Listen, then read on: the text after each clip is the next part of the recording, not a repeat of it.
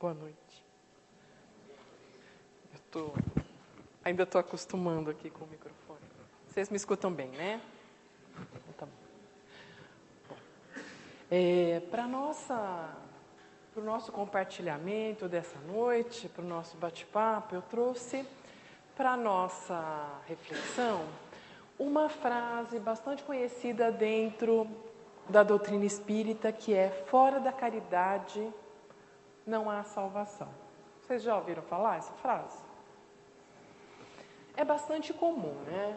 A gente escuta bastante e ela está no Evangelho, tá? Segundo o Espiritismo. A gente tem todo um capítulo falando sobre a caridade. Acontece que Kardec, quando começou a desenvolver a doutrina espírita, naquela época, a Igreja Católica tinha uma máxima que era: fora da Igreja não há salvação. Por isso que Kardec fez essa outra, tá, que é semelhante, mas que tem um significado um pouquinho diferente. O que ele quis dizer com isso naquela época? Qual era a propriedade dessa frase? Não é?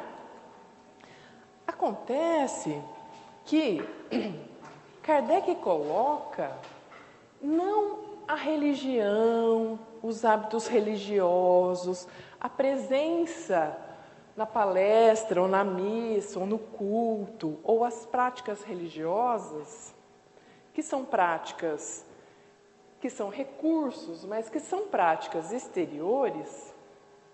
Ele coloca que não são essas práticas as que levam realmente à salvação.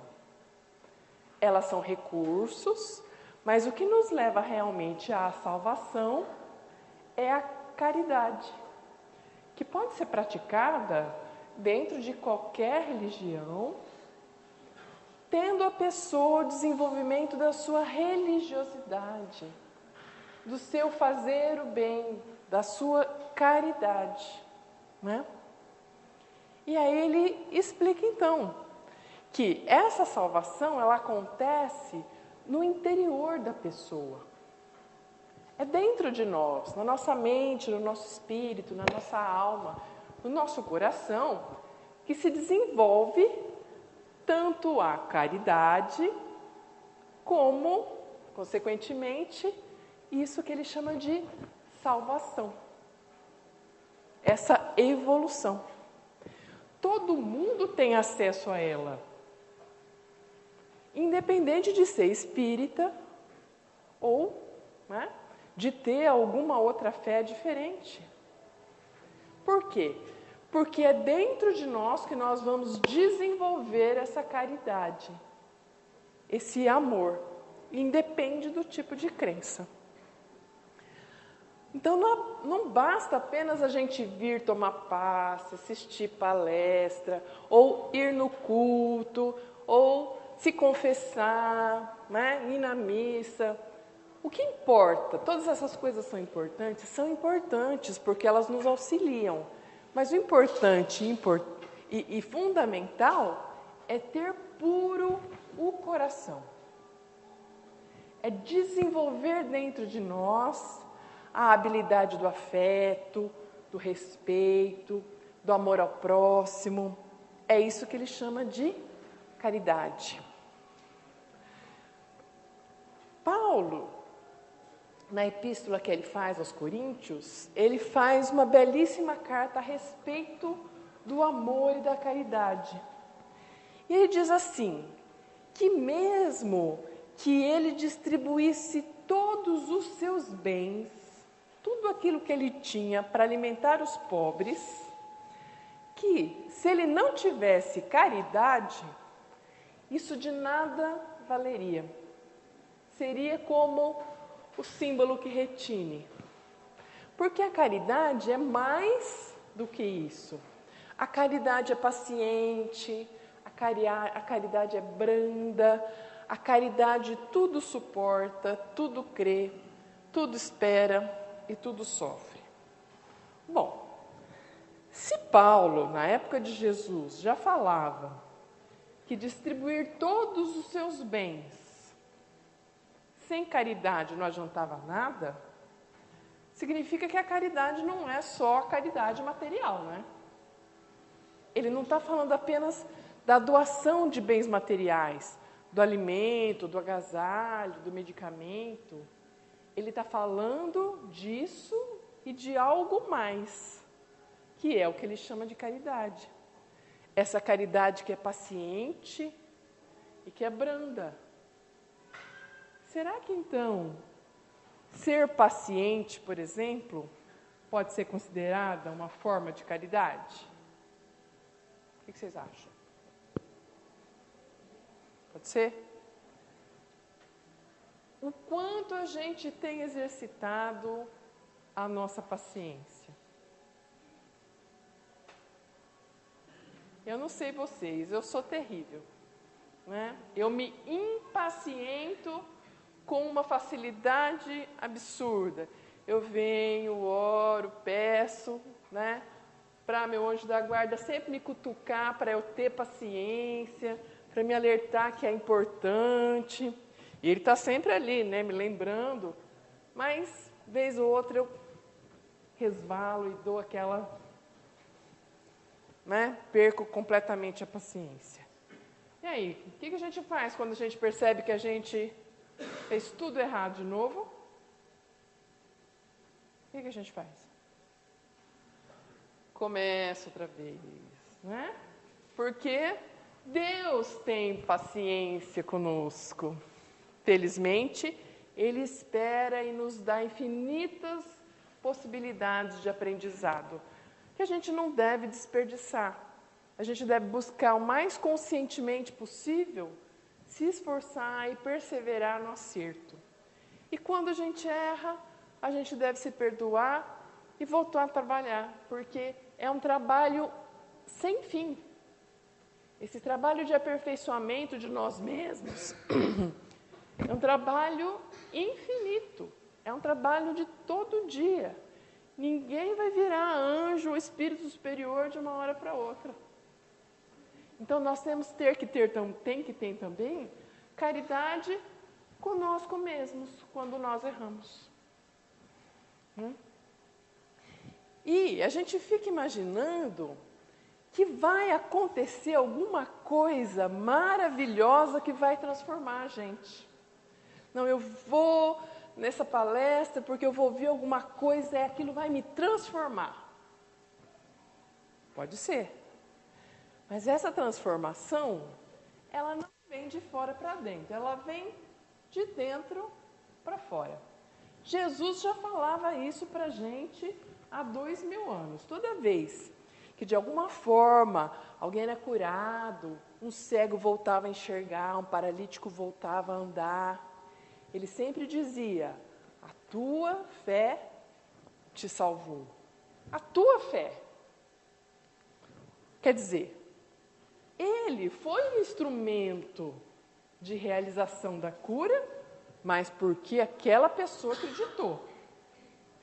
Porque ele não foi instrumento de cura para todo mundo, foi? Tinha muita gente doente lá, ao lado dele. Quem se curava eram aqueles que iam em busca. Aqueles que procuravam, aqueles que queriam, aqueles que tinham fé. Ou seja, dependia de cada um, dependia deles. É isso que Jesus coloca, que está ao nosso alcance, que depende de nós. Essa é a condição para a gente obter a salvação. A nossa vontade e a nossa fé. O que seria fé, então? A palavra fé, ela vem do latim, dessa palavra difes, que é a mesma que originou fidelidade. Ter fé, portanto, é ter fidelidade à nossa própria autorrenovação pelo amor. Autorrenovação significa que, a cada momento, eu mesma vou me renovando, vou me melhorando, passo por passo. Por quê? Porque existe a lei do progresso, que a gente estuda no Livro dos Espíritos, onde Deus nos criou simples, né? Sem conhecimento, e nos colocou diante da eternidade para que nós fôssemos aprendendo, passo a passo, um de cada vez. Significa que para a gente chegar num futuro feliz, onde nós seremos espíritos considerados puros, né? A gente precisa estar constantemente se renovando, se renovando, se renovando. É como se fosse acaba a reforma da casa, a gente começa tudo de novo. Ou seja, é uma vida de trabalho, gente. Não tem muita folga para a gente, não. E essa autorrenovação, ela vai ser determinada pela confiança nessa própria capacidade de autotransformação. Então, a gente tem que ter fé na gente. E tem que ter fé em Deus. Porque quem criou a gente? Deus. Deus nos criou para sermos felizes. Se eu acredito nisso, se eu acredito em Deus, Deus não vai falhar. Se Ele nos criou para nós sermos puros e felizes, significa que nós seremos. Agora, o que varia de um para o outro é o tempo que isso demora. Às vezes a gente acerta mais, vai mais rápido. Outras vezes a gente é mais teimoso, vai mais devagar. Mas a gente tem que saber que sempre depende da nossa autotransformação. Essa salvação que Kardec fala, não é uma salvação como existe entre céu e inferno. A gente não vai achar que porque nessa vida, então, eu fui um bom espírita, tomei pasto, tomei água fluidificada, contribuí com a pizza, vim ajudar na faxina, ajudei no passe, que então pronto, tá beleza, tá ótimo, próxima desencarnação eu vou para o céu. Eu vou para um céu relativo, um céu adequado à minha evolução. Só que eu não tenho um céu perfeito. Do mesmo jeito que não tem um inferno total, onde aquela pessoa que erra está condenada eternamente a nunca mais evoluir, a nunca mais sair dali. Né? Dentro da doutrina espírita, salvação é essa iluminação do espírito. Ela vai acontecendo aos poucos, até a nossa completa purificação. Então, não é numa vida só. A gente não precisa ficar ansioso, dizer, nossa, mas eu tenho tanto defeito, não vou conseguir nessa. Faça o melhor que você puder nessa. E o que não for possível, vai ficar para a próxima, e para a próxima, e para a próxima, porque nós, com certeza, teremos muitas ainda. Não é alguma coisa que acontece de uma hora para outra, tá? Mas também não é porque tem muitas que eu vou deixar tudo para depois. Por quê? As oportunidades que eu tenho hoje, elas são especialíssimas. Gente, a gente estava hoje refletindo sobre isso, sobre a guerra que está acontecendo lá entre Israel e a Palestina. Eu estive em Israel há 20 anos atrás, numa viagem que a gente fez a trabalho. Eu achava incrível aquele povo brigando daquela maneira. E ficava imaginando, será que eles não vão uma hora cair em si e fazer as pazes e parar de guerrear um do lado do outro? A cada ano, a cada década, eu vejo que eles continuam se degladiando, morre gente, destrói-se casas, prédios, é uma insegurança.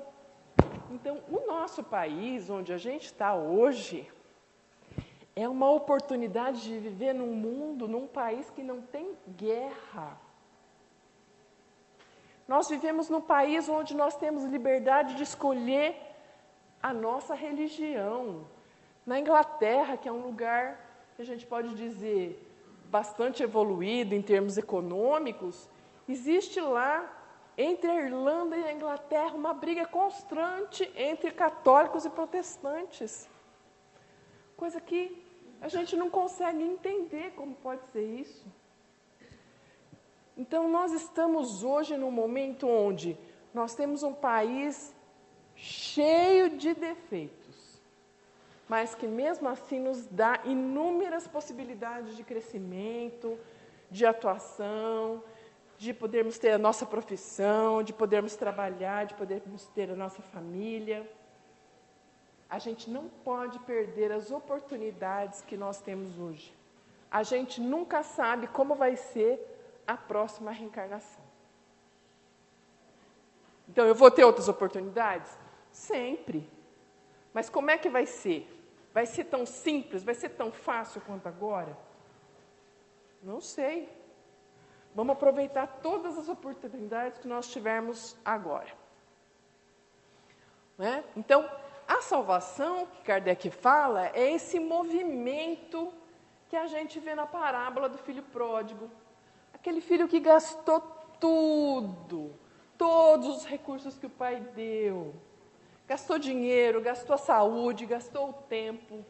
E quando ele não tinha nada, que ele estava lá tentando comer a comida do porco, que ele tinha que alimentar, mas ele tinha tanta fome que ele tinha vontade de comer a comida do porco.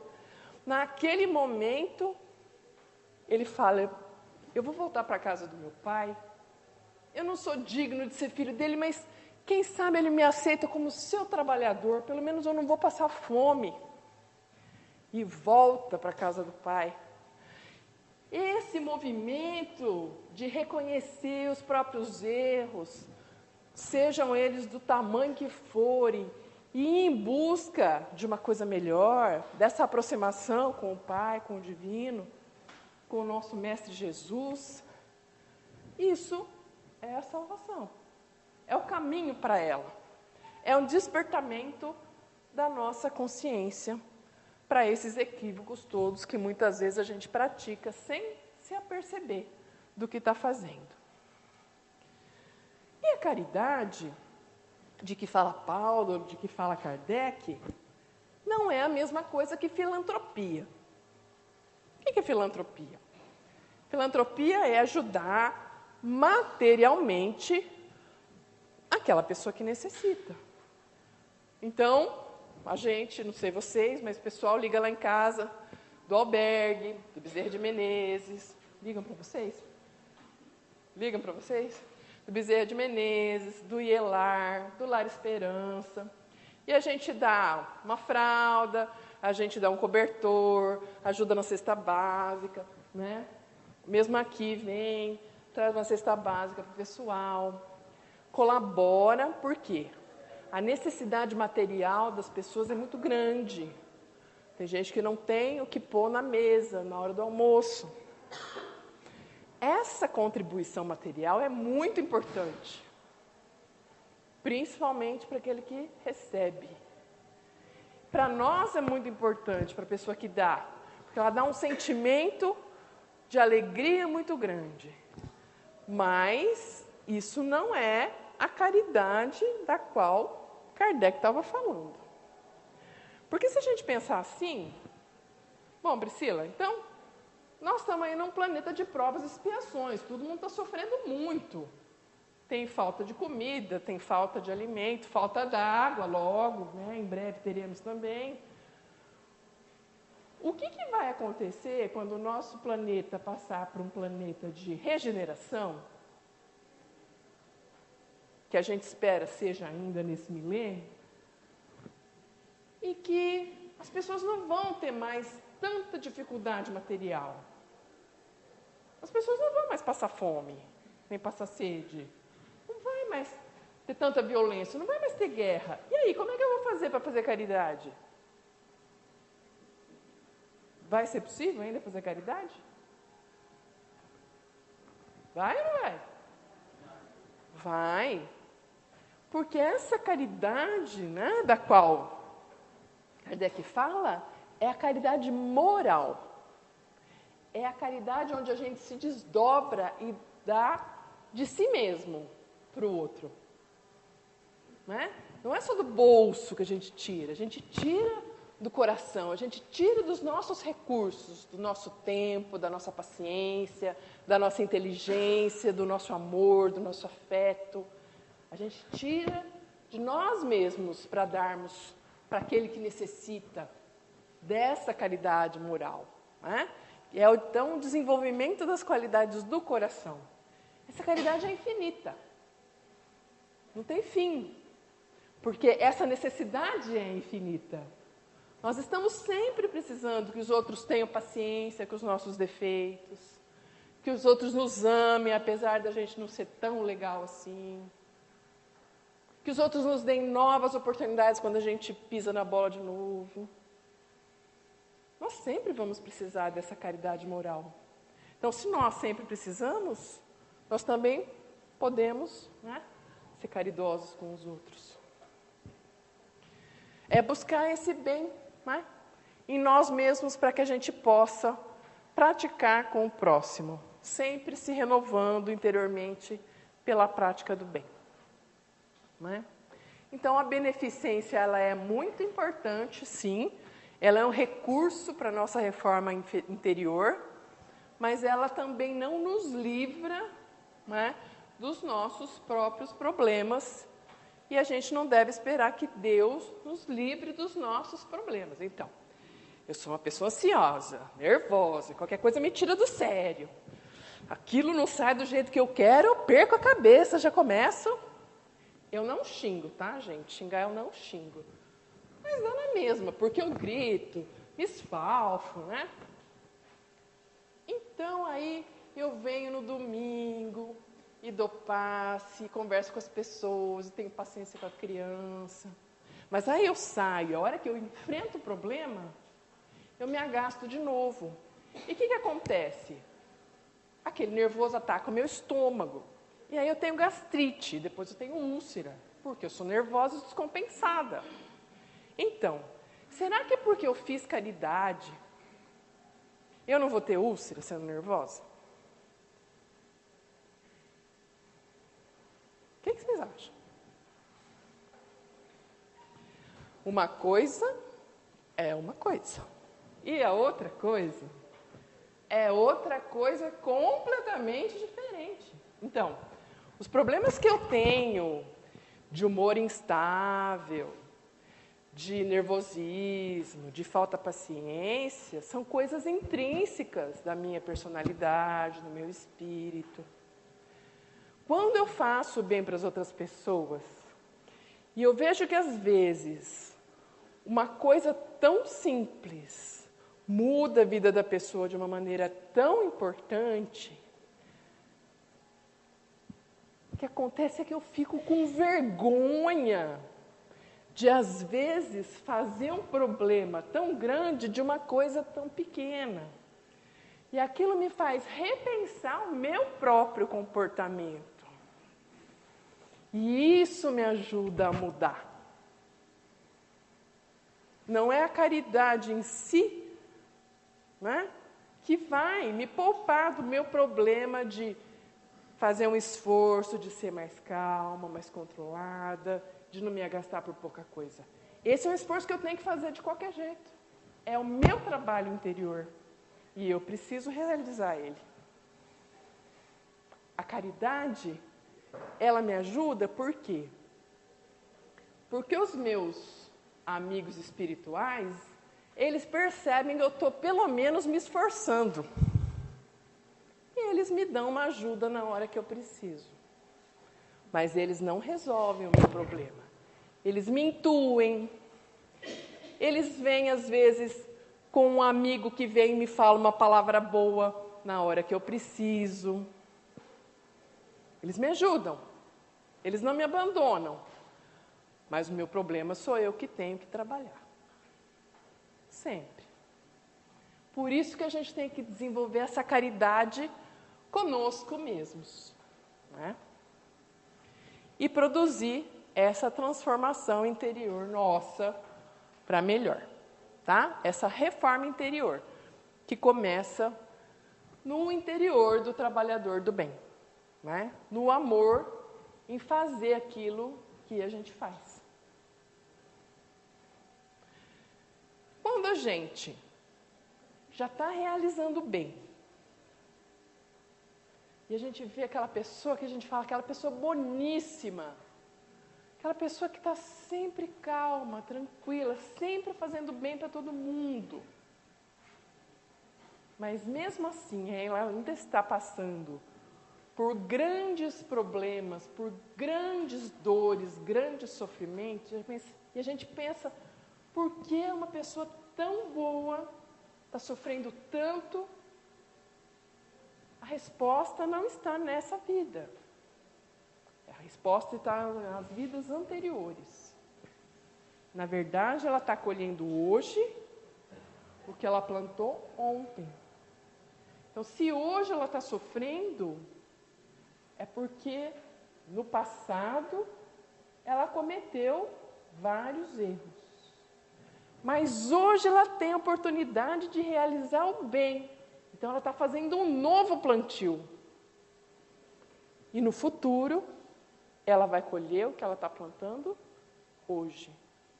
Então, vai chegar um momento onde ela vai ter resgatado tudo aquilo de errado que ela fez. E ela só vai colher, então, o bem que ela foi continuamente praticando. Por isso que a gente tem que começar logo, gente. Não deixa para amanhã começar a realizar o bem. Começa já. Por quê? Coisa errada para trás, ninguém sabe. Mas todo mundo já fez alguma coisa. Dificilmente eu encontro alguém que não diz que tem algum tipo de sofrimento. Ou é família, ou é financeiro, ou é saúde. Problemas diversos na vida das pessoas. Porque é o nosso mundo, é um mundo de provas e expiação. Então, se a gente quer, não é, que o mais rapidamente possível a gente pare de colher o que a gente plantou no passado e passe a colher o que a gente está plantando agora, a gente tem que plantar bastante. Plantar o bem. Plantar o bem para o próximo e plantar o bem para nós mesmos. E para terminar, a gente vai falar sobre um personagem da Bíblia que é o Zaqueu. O Zaqueu, ele era o chefe dos publicanos. O cara fazia aquilo que hoje a gente não suporta. Ele coletava o imposto de renda. Imagina assim, era o leão daquela época, tá? Ninguém gostava dele. Vocês gostam de pagar imposto de renda?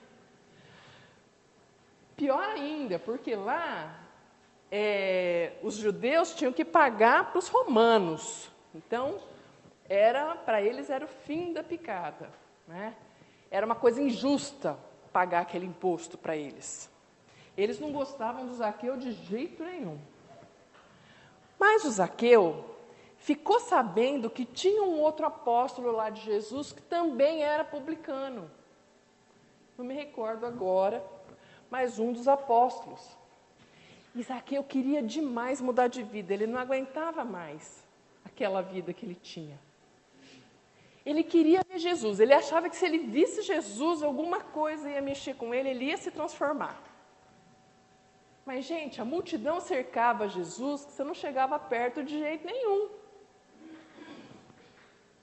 E o Zaqueu ainda por cima era baixinho. O que ele fez? Ele sabia qual era o caminho de Jesus, foi correndo na frente, subiu numa árvore alta, chamada sicômoro.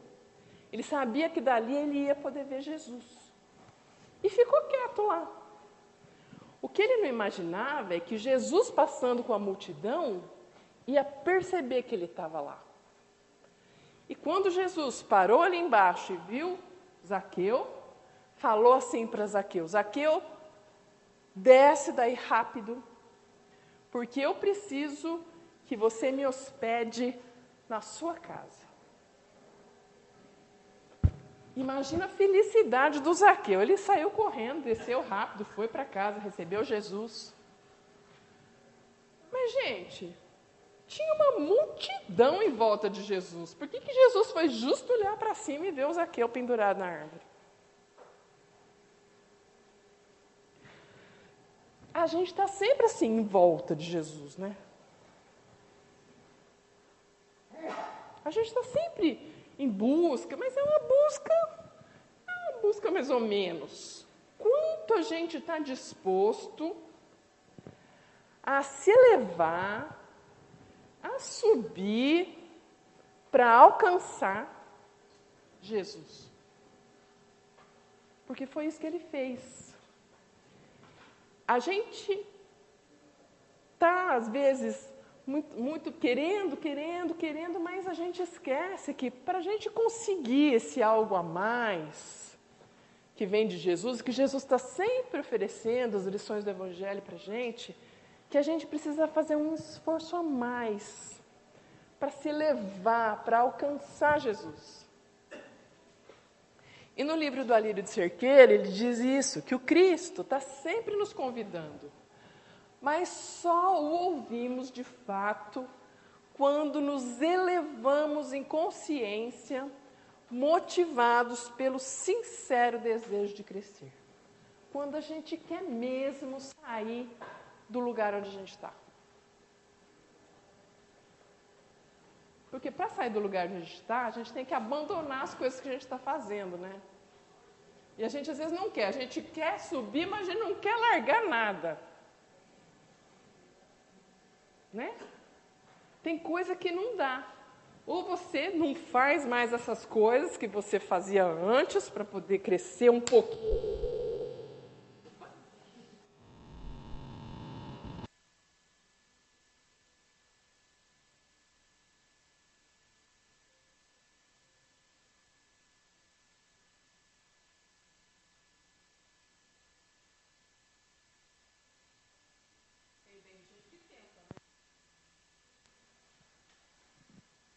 Mas não dá.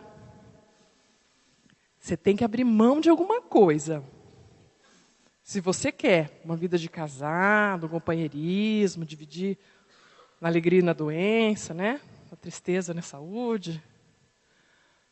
Você tem que abrir mão da farra, da balada, de tudo que você fazia pela sua própria cabeça, sem prestar conta para ninguém, não é? Ou você quer isso, ou você quer aquilo. Não dá para ter as duas coisas. E é o que acontece quando a gente quer crescer com Jesus, mas não quer abandonar nada das outras coisas que não são compatíveis. Tem muita coisa que continua sendo compatível, né? Mas algumas não são. Esse passo, essa elevação é importante. Quando a gente se eleva, o Cristo imediatamente penetra na nossa casa mental, na nossa mente, no nosso espírito. Ele ultrapassa todas as barreiras, os umbrais das portas do coração e ceia conosco. Ou seja, ele compartilha conosco da nossa vida, desse banquete maravilhoso do alimento espiritual presente no Evangelho. Então, essa lição de Zaqueu, ela traz para a gente essa ideia, né? De que Jesus está sempre chamando a gente. Que não importa o quanto a gente se considere pequeno, como Zaqueu se considerava, ou de má vida, como todo mundo considerava o Zaqueu. Não importa o quanto ele fosse odiado pelos outros, ou o quanto ele se envergonhasse de si mesmo. No momento em que ele quis, no momento em que ele se colocou para alcançar Jesus, ele foi visto, ele foi aceito, ele foi abençoado por Jesus naquele momento. E é essa mensagem que a gente tem para a noite. Que a gente possa buscar essa caridade conosco mesmos, com o próximo, essa iluminação interior, todo dia. Não é fácil, não é uma tarefa fácil. É como subir no sicômoro. E continuar depois, né? Zaqueu, e várias histórias da literatura espírita, depois disso, né, doou metade dos seus bens aos pobres, ressarciu todo mundo a quem ele tinha prejudicado, e depois de deixar bem a família, ele realmente foi se juntar aos apóstolos e difundir e divulgar a mensagem de Jesus, a mensagem do Evangelho. E se tornou também um divulgador do cristianismo, da doutrina do Cristo. Então, realmente, ele se engajou nesse trabalho importante que é a divulgação da mensagem do Evangelho. Que a gente possa, aonde a gente estiver, na família que a gente estiver, no trabalho onde a gente estiver, na cidade onde a gente estiver, colocar essa caridade que a gente já aprendeu em prática. Um pouquinho da paciência que a gente já tem, do carinho, do respeito que a gente já tem, da consciência que a gente já tem. Que a gente possa, a cada dia, buscar essa autorrenovação. Ser hoje melhor do que fomos ontem e amanhã melhor do que hoje. Que Deus nos acompanhe e proteja sempre. Boa noite, obrigada.